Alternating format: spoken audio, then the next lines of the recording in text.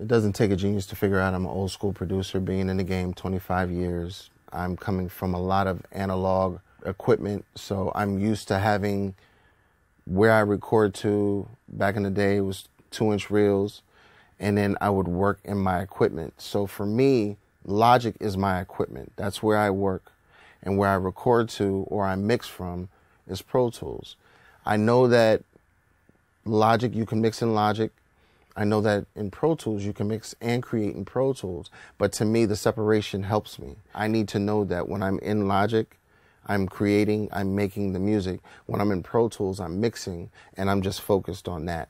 So again, getting deeper into details of my workflow, I think that it's not just me who does this. There's a bunch of producers that have their go-to. Be it rig, be it plugins, bundles, things like that. You have your go-to. You have your creative space that you understand what everything does and what you're going to get back from it.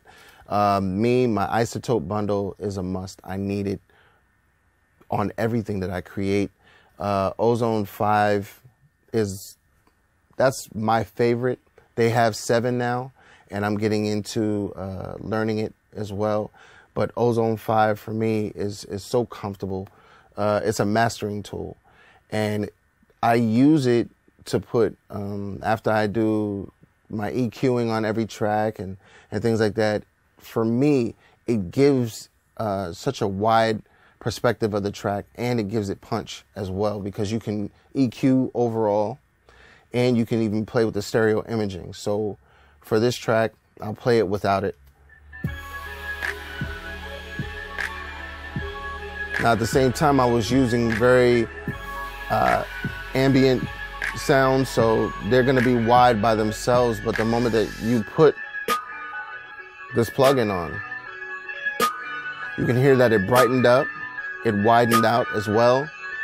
And it's very important. Like, I'll use the harmonic exciter just so I can get a crispier feel.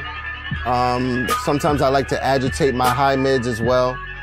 So it depends on what you're really trying to paint with your song, but I do advise you and behoove you if you could go and definitely check out the Isotope stuff, because it really brings a beautiful dynamic to everything, and it can help everything that you're trying to do creatively.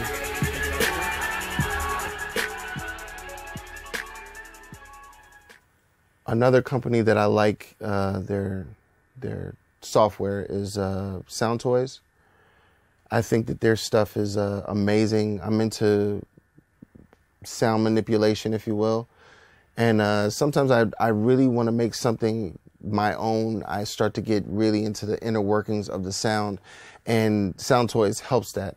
One of the things that I can bring up right now is called Little Altar Boy. And with something like this, you can take any sound you want and really go into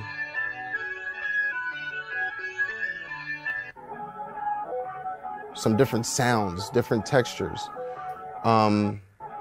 This could be something simple, like you can make this a whole nother track and back up that high frequency. On this, you can do it literally on it. You can drive it. If you want to make it even sound different, you can do this. What I'm doing now is just changing the format of it. I still have a -12 on the pitch. Things like that. I love being able to make that work within my track, because you now don't know what that is. You won't know what instrument that is. So that's one of the things that I love using.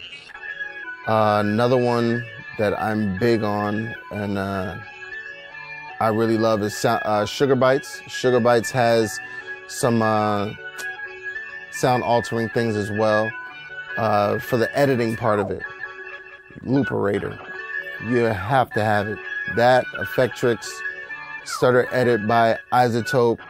My 3 favorite go-to companies is Isotope, Sugar Bytes, and Sound Toys. So if you can implement their bundles into your creative process, you might just see things off the Richter scale. It's going to really, really be huge for you. So it depends on how creative you want to get. All of these things help my sound and help give me a fingerprint as a producer. And I think that that's what's important, being original, being creative, and that's how you get your people coming back for more, because that's what you're going to be able to bring to the table is your imprint, your fingerprint.